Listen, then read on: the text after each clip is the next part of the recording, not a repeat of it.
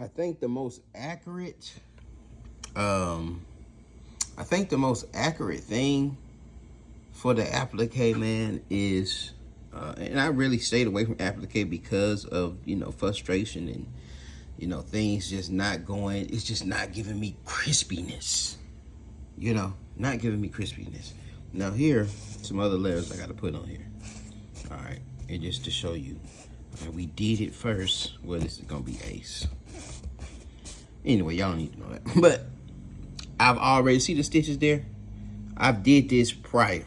All right, the first thing I did was I did the outline stitch for the applique on, what is this called? On the twill. And then I cut my letters out, okay? So my letters are already ready.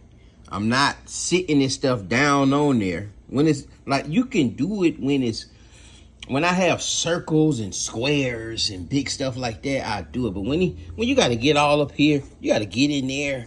You got to get all up in there. And man, it's just so much more convenient just to have your stuff already cut out. And if you don't have a laser, I do have a laser, but I'm not going to use it. I run it out of storage unit. And for some reason, it was closed this morning. I actually had to go do some stuff with the laser. But it was actually closed. But anyway. All right, y'all, came out pretty good. Sorry about that. My phone ended up cutting off. It could be some spots where we can clean up a little bit. I can hit it with that lighter and clean that thing up. But, man, please, you hit that thing with that lighter, that nylon is going to burn up. And that's another thing I want to tell y'all, man. That your anxiety... The anxiety is really going to come not with the stitching. You think the stitching is something, but once you got it stitched out and it's looking all beautiful, when you're doing the cleanup is the part where you can just mess up and have to, and you be stuck and you start hollering. You know what I'm saying? Because you tried to clean something up too much.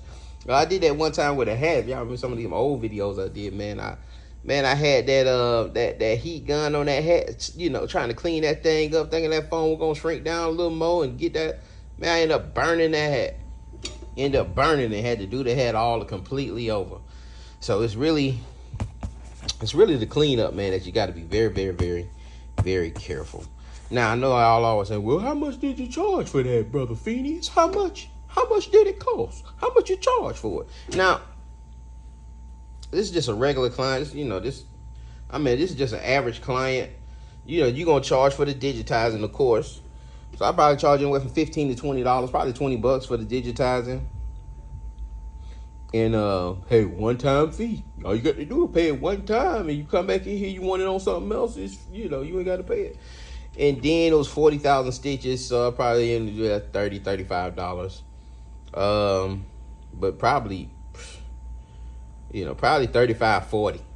You know what I'm saying? 35, 40 on top of that. So 55 altogether, 55, 60 bucks.